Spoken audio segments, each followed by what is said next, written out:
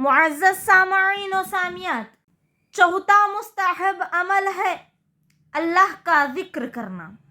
ان مبارک ایام میں اللہ تعالیٰ کا ذکر کثرت سے کرنا چاہیے۔ حضرت ابن عمر رضی اللہ عنہ سے روایت ہے کہ رسول اکرم صلی اللہ علیہ وسلم نے ارشاد فرمایا: ما من ایام اعظم عند اللہ ولا احب الیہ العمل فیہن من هذه الایام العشر فاکثروا فیہن من التہلیل والتکبیر والتحمید۔ اللہ کے نزدیک نہایت عظمت والے اور محبوب دن ایام عشرہ ذی الحجہ کے مقابلے میں کوئی دن نہیں ہے، اس لیے ان ایام میں لا الہ الا اللہ، اللہ اکبر اور الحمدللہ جیسے اذکار کثرت سے کیا کرو۔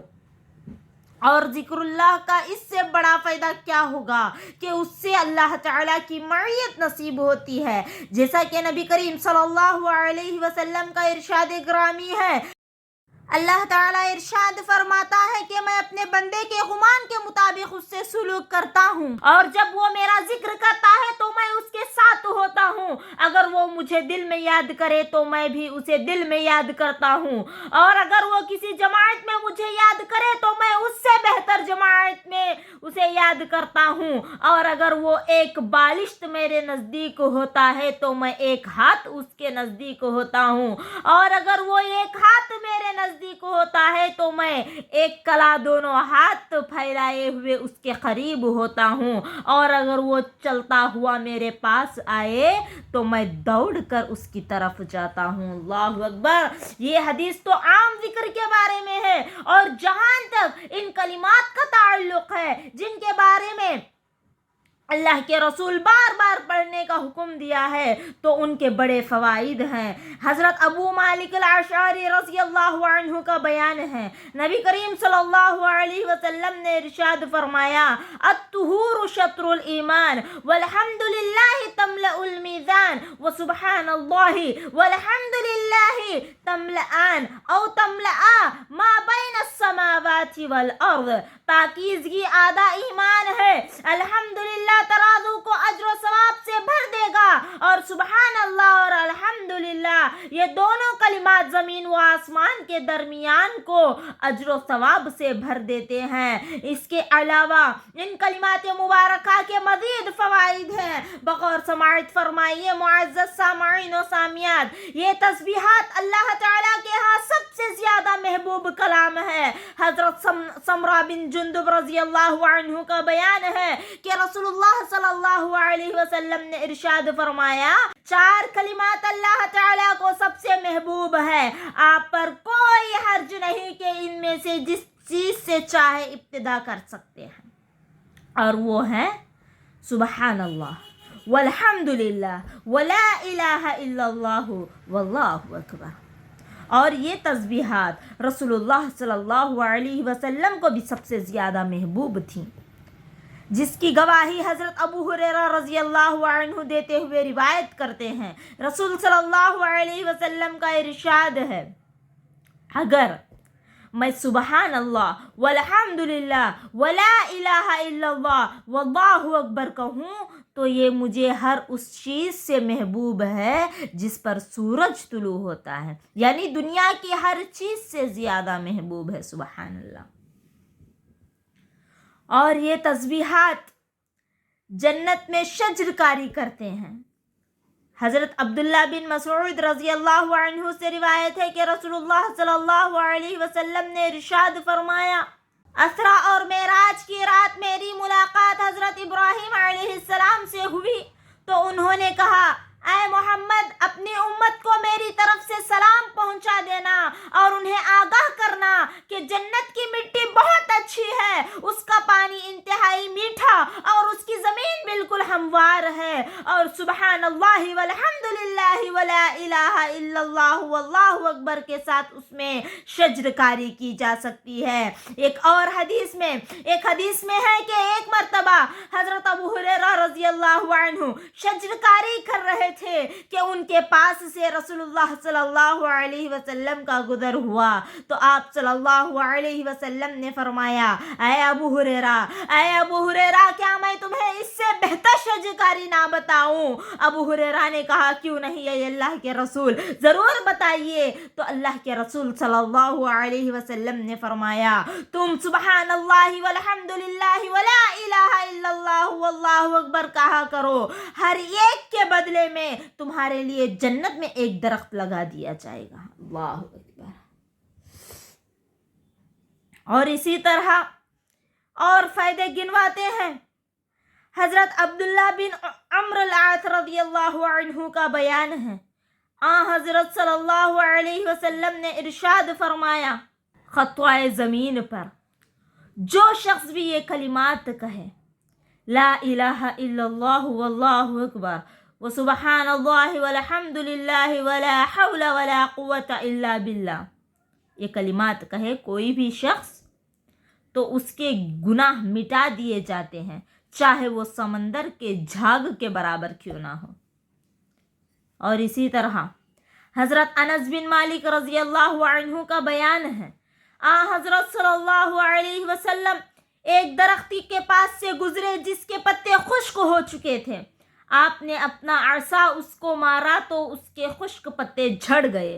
फिर आप सल्लल्लाहु अलैहि वसल्लम ने इरशाद फरमाया, इन्नल हम्दलिल्लाहि व सुबहानल्लाहि व ला इलाहा इल्लल्लाह वल्लाहु अकबर लतुसाक़ितु मिन ज़ुनूबिल अब्दि कमा तसाक़त वरक़ु हादिहि शजरा। बेशक ये कलिमात अल्हम्दुलिल्लाह व सुबहानल्लाह व ला इलाहा इल्लल्लाह वल्लाहु अकबर बंदे के गुनाहों को ऐसे झड़ा देते हैं जैसा कि इस दरख्त के पत्ते झड़ गए हैं। मुअज़्ज़ज़ सामिईन व सामियात, इन्हीं फवाइद से ये तस्बीहात के फवाइद रुक नहीं जाते हैं, और भी बहुत मजीद हैं इनके फवाइद। बगौर समाअत फरमाइए, अल्लाह ताला ने इन तस्बीहात को अपने बंदों के लिए चुन लिया है और इन पर बहुत बड़ा अज्र व सवाब मुरतब किया है। हज़रत अबू हुरैरा रज़ियल्लाहु अन्हु व अबू सईद रज़ियल्लाहु अन्हु का बयान है कि नबी करीम सल्लल्लाहु अलैहि वसल्लम ने इरशाद फरमाया, बेशक अल्लाह ताला ने कलाम में से 4 कलिमात को चुन लिया है, सुबहान अल्लाह वल्हम्दुलिल्लाह वला इलाहा इल्लल्लाह वल्लाहु अकबर। लिहाजा जो शख्स सुबहान अल्लाह कहे उसके लिए 20 नेकियां लिख दी जाती हैं और उसके 20 गुनाह माफ़ कर दिए जाते हैं। और जो शख्स अल्लाहु अकबर कहे उसके लिए भी इसी तरह, और जो शख्स ला इलाहा इल्लल्लाह कहे उसके लिए भी इसी तरह, और जो शख्स अपनी तरफ से अल्हम्दुलिल्लाहि रब्बिल आलमीन कहे तो उसके लिए 30 नेकियां लिख दी जाती हैं और उसके 30 गुनाह मिटा दिए जाते हैं। मुअज़्ज़ज़ सामिईन व सामियात, अपनी तरफ से अल्हम्दुलिल्लाह रब्बिल आलमीन कहने से मकसूद ये है कि वो किसी सबब के बग़ैर अल्हम्दुलिल्लाह रब्बिल आलमीन कहे तो उस पर उसे ज़्यादा अज्र व सवाब मिलेगा, बनिस्बत इसके कि वो किसी नेमत पर अल्लाह ताला का शुक्र अदा करे, मसलन खाने पीने या सोने से बेदार होने के बाद से वग़ैरह। और ये तस्बीहात ढाल हैं, ढाल। हज़रत अबू हुरैरा रज़ियल्लाहु अन्हु का बयान है कि नबी करीम सल्लल्लाहु अलैहि वसल्लम ने इरशाद फरमाया, खुदू जुन्नतकुम, अपनी ढाल ले लो। हमने कहा, ऐ अल्लाह के रसूल, दुश्मन से बचाव के लिए ढाल जो हमारे सरों पर आ पहुंचा है? आप सल्लल्लाहु अलैहि वसल्लम ने फरमाया, नहीं, जहन्नम से बचाव के लिए ढाल। फिर हज़रत सल्लल्लाहु अलैहि वसल्लम ने फरमाया, क़ूलू सुबहानल्लाहि वल्हम्दुलिल्लाहि वला इलाहा इल्लल्लाह वल्लाहु अकबर फ़इन्नहुन्ना यातीना यौमल क़ियामति मुंजियाती व मुक़द्दिमात व हुन्नल बाक़ियातुस सालिहात। अल्लाहु अकबर, सुबहान अल्लाह।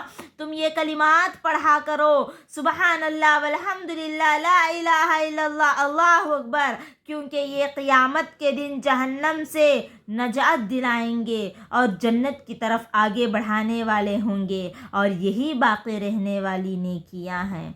معزز سامعین و سامعات، یہ تسبیحات عرش کے ارد گرد اپنے پڑھنے والے کا ذکر کرتی ہیں۔ حضرت نعمان بن بشیر رضی اللہ عنہ سے روایت ہے کہ رسول اللہ صلی اللہ علیہ وسلم نے ارشاد فرمایا، اللہ تعالیٰ کی بزرگی سے جو تم یاد کرتے ہو یہ تسبیحات ہیں، سبحان اللہ، الحمدللہ، لا الہ الا اللہ، اللہ اکبر، یہ عرش باری تعالیٰ کے ارد گرد گھومتی ہیں اور ان سے شہد کی مکھیوں کی طرح آواز آنے لگتی ہے جس میں وہ اپنے پڑھنے والے کا تذکرہ کرتے ہیں۔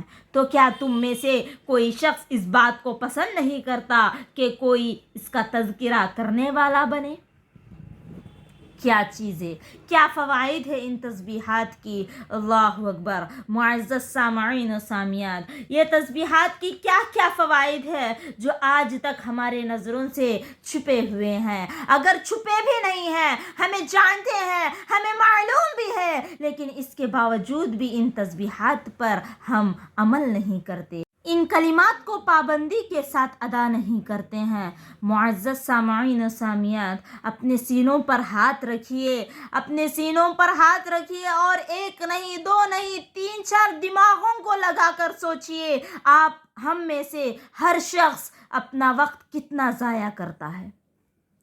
ٹائم پاس کے نام پر موبائل پہ ہم اپنا کتنا وقت لگا دیتے ہیں، عبادت سے کتنے کوسوں دور ہو جاتے ہیں۔ معزز سامعین و سامعات، عبادت کا نام صرف کتابیں لے کر پڑھنا نہیں، بلکہ یہ کلمات سے، یہ تسبیحات سے صاف صاف جھلک رہا ہے کہ یہ کلمات پڑھنے سے بھی ہماری عبادت ہو جاتی ہے۔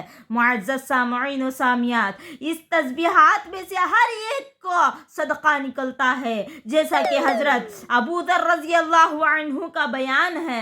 رسول اللہ صلی اللہ علیہ وسلم کے اصحاب رضی اللہ عنہم میں سے کچھ لوگوں نے آپ سے کہا، اے اللہ کے رسول صلی اللہ علیہ وسلم، مال والے لوگ اجر و ثواب لے گئے، وہ ہماری طرح نمازیں بھی پڑھتے ہیں، روزے بھی رکھتے ہیں اور اپنے بچے ہوئے مالوں کے ساتھ صدقہ بھی کرتے ہیں۔ تو آپ صلی اللہ علیہ وسلم نے ارشاد فرمایا، اے میرے صحابہ، کیا اللہ تعالیٰ نے تمہارے لیے بھی صدقہ کرنے کا ذریعہ نہیں بنا دیا؟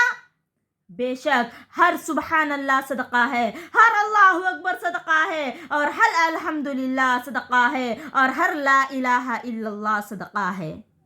لہٰذا سامعین و سامعات، ان کلمات مبارکہ کے ان عظیم فوائد کے پیش نظر ہمیں عام طور پر بھی اور خاص طور پر بھی ان ایام میں بھی ان کو زیادہ سے زیادہ پڑھنا چاہیے۔ خاص طور سے تو تکبیرات کا اور زیادہ اہتمام کرنا چاہیے، جیسا کہ ابن عمر اور ابو ہریرہ رضی اللہ عنہم کیا کرتے تھے۔ سامعین، جان لیجئے وہ کیا کیا کرتے تھے۔ امام بخاری رحمہ اللہ فرماتے ہیں اپنی کتاب صحیح البخاری میں کہ حضرت ابن عمر رضی اللہ عنہ اور حضرت ابو ہریرہ رضی اللہ عنہ ماہ ذی الحجہ کے ان 10 دنوں میں بازار کو نکل جاتے اور تکبیرات کہتے رہتے، پھر دوسرے لوگ بھی ان کی تکبیر سن کر تکبیرات پڑھتے۔ ان ایام میں عموماً جہری تکبیریں کہنا اور آواز زیادہ سے زیادہ بلند کرنا مستحب ہے، خصوصاً یوم عرفہ کی نماز فجر سے لے کر 13 ذو الحجہ کی عصر کی نماز تک، اس دوران ہر فرض نماز کے بعد جہری تکبیرات پڑھنے کا اہتمام کرنا چاہیے۔ ان 5 ایام میں فرائض کے بعد تکبیرات کا پڑھنا حضرت عمر، حضرت علی، حضرت عبداللہ بن عباس اور حضرت عبداللہ بن مسعود سمیت متعدد صحابہ اکرام رضی اللہ عنہم سے ثابت ہے۔ تکبیرات کے الفاظ یہ ہیں: اللہ اکبر، اللہ اکبر، لا الہ الا اللہ واللہ اکبر، اللہ اکبر وللہ الحمد۔ حضرت عبداللہ بن مسعود رضی اللہ عنہ انہی الفاظ کے ساتھ تکبیرات پڑھتے تھے۔ ان کی ابتدا میں اللہ اکبر 2 مرتبہ ہے، جبکہ ایک اور روایت میں ان سے یہ بھی ثابت ہے کہ وہ ابتدا میں اللہ اکبر کو 3 مرتبہ پڑھتے تھے، جبکہ حضرت عبداللہ بن عباس رضی اللہ عنہ یوں کہتے ہیں: اللہ اکبر وللہ الحمد، اللہ اکبر واجلو، اللہ اکبر علی ما ہدانا۔ یہ تکبیرات اجتماعی طور پر نہ پڑھی جائے، اس لیے کہ یہ نہ تو اللہ کے نبی سے منقول ہے اور نہ سلف صالحین کے عمل سے اس کا ثبوت ملتا ہے، بلکہ اس کا سنت طریقہ یہ ہے کہ ہر شخص انفرادی طور پر تکبیرات پڑھے۔ تو معزز سامعین و سامعات، یہ چند باتیں تھے اللہ کا ذکر میں تسبیحات پڑھنے کے فوائد، جو کہ ہم سے چھوٹ جاتے ہیں۔ ہم اس چیز سے غفلت ہیں، ہم غافل ہو گئے ہیں۔ اس چیز کو ہم اپنے زندگی میں لانے کی اشد ضرورت ہے۔ کسی بھی حال میں، کسی بھی حالت میں اتنے بڑے فائدے سے شیطان ہمیں دور کر دیا ہے، تو ہم شیطان کو دور کرتے ہوئے ان تسبیحات کا بھرپور فائدہ اس طرح اٹھانا چاہیے کہ شیطان خود ہم سے بھاگ جائے، تھک کر ہمیں گمراہ کرنے سے بعد آ جائے شیطان، اتنے قریب ہم ان تسبیحات کے ہو جائے اور فائدہ خوب اٹھائے۔ جیسا کہ سامعین و سامعات، ہماری بات چل رہی تھی مستحب اعمال کے بارے میں۔ ہم 4 اعمال سن چکے ہیں۔